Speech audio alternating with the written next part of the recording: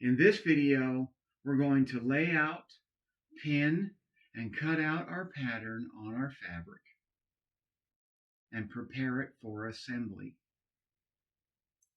I'm going to show you how I take my pattern pieces that we have made and make a one-piece pattern. We want our pattern piece to be one piece because we don't want to cut anything on the fold. We want to cut all of our pattern pieces on the flat so that we don't have any fold lines. Because it's stretch fabric, spandex. Spandex doesn't like to be folded. And then when we pin it out, it buckles and there's a good chance that you can miscut, and you got the right side over here that's cut, and then it's whipper jawed on the other side, and it's best. I recommend that we only cut on the flat. So I'm going to show you that. Also, in this video, I want to show you how to make a liner. And the first thing that we're going to do is we have to trace our pattern pieces like we have done in all the other videos. In all of our drafts, we have to trace the last piece that we made onto a new sheet of paper. We make a solid center front. I lay my pattern piece on the center front at the neck edge down to the crotch, and we trace it off. And we have our pattern traced. We cut out this side of the pattern. You want to mark out where the bust line is, and you know where you're going to fold it or gather it up when you construct it. And we'll go ahead and make a little mark here. And we're going to fold on this line. Just kind of flatten it all out.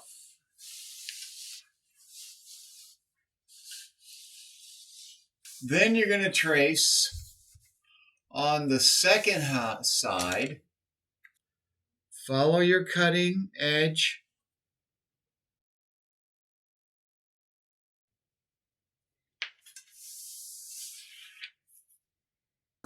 Top of our neck edge. And we want to make that slightly rounded. We'll take our ruler and make a slight curve,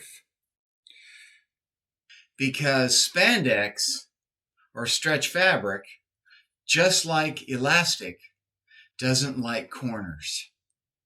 We want to cut on our line, right on the line. And this is our one piece. It's completely ready to cut out in the fabric. Now, you do the very same thing to the back. We trace it out. We cut it out. We fold it on the fold. You have your pieces. Okay, now we're ready to lay out our pattern on the fabric and cut it out. I like this fabric, and I like how the designs on my fabric, I like my little peace signs, my lightning bolts, and my little hearts, and they run pretty straight together. But this fabric is opposite the grain line. The grain line is running here. This is our grain line. When you pull the fabric, you can see the lines in the fabric. You can see the grain line in the fabric when you pull it really taut.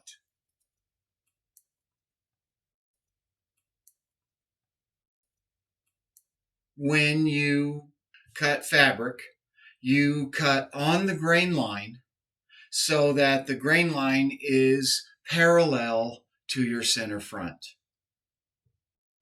But in stretch fabric, they don't always work like that. And this fabric is a prime example of how I don't like it. So I'm going to cut my fabric against the grain because I want to keep the little designs on the fabric. So, and since my stretch value is 15% both ways, crosswise and lengthwise, it's the same stretch value. I'm not going to mind the grain line so much. But in other fabrics, you want to look at that. You want to see where your grain line is and try to stay on the grain line. But if you have a print or some design on the fabric that doesn't cooperate, it isn't, it doesn't go with your design, and, just give it a try. We want to arrange our pattern on the fabric. And with my designs, we want to line them up with our little patterns. And we put our center back line on the edge right at the tip. We keep our pattern nice and parallel with our fabric. And I keep my crotch anchored. We pin down our pattern. Now, when we pin, stretch fabric doesn't like pins either. It tends to buckle a little bit. So you want to make sure that when you pin it, you kind of work it in and you give it, a half, and you kind of mash it down a little bit so that you can flatten out your fabric. And then you pin it all the way around. Cut along your cutting lines as close as you can.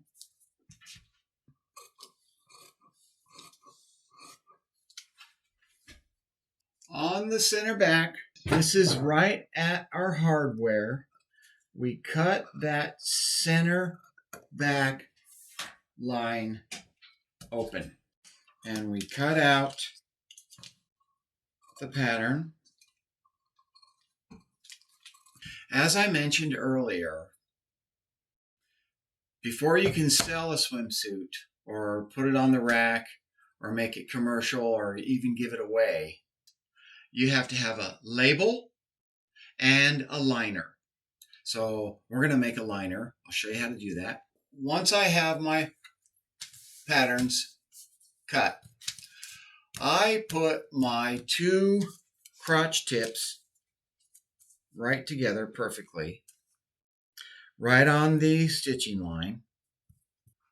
I anchor them together, and we measure up 6 inches from the stitching line on the front and make a mark. And we measure up 5 inches in the back. I trace off the two pieces. We make a nice center front line, and we trace them off. We just trace off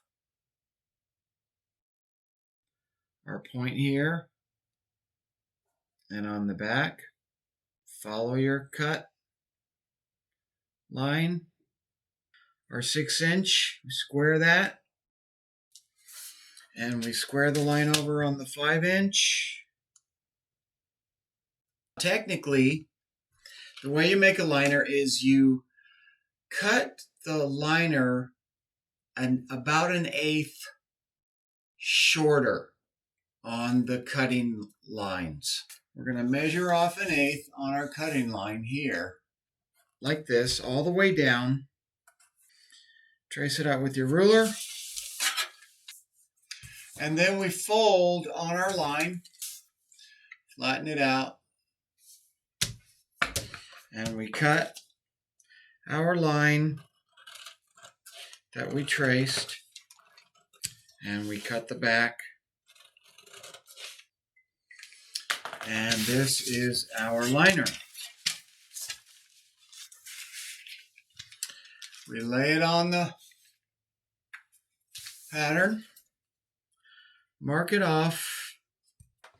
We want to notch where the stitching line is here, and we want to put a notch in our front and put a notch in our back.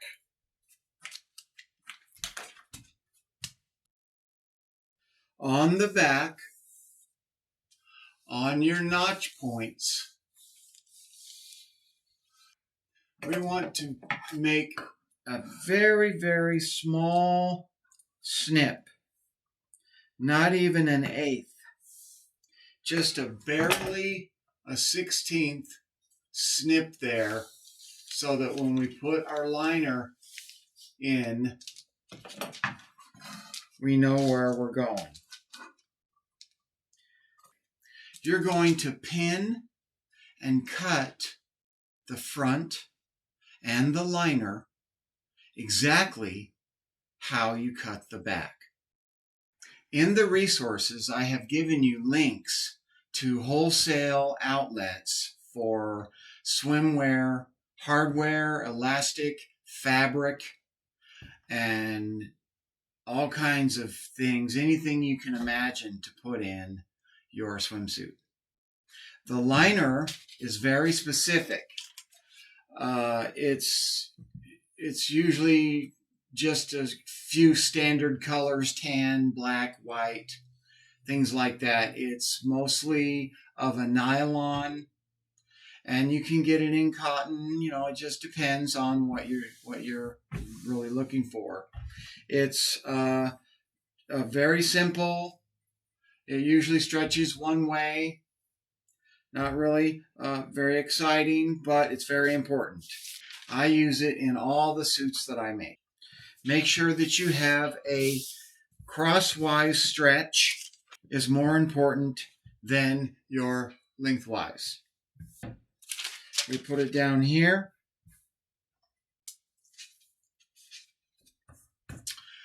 And we pin it. And we cut it, just like we do the back. And that concludes this portion of assembling our swimsuit. In the next video, we're going to assemble our swimsuit and finish our design. I'll see you in the next video.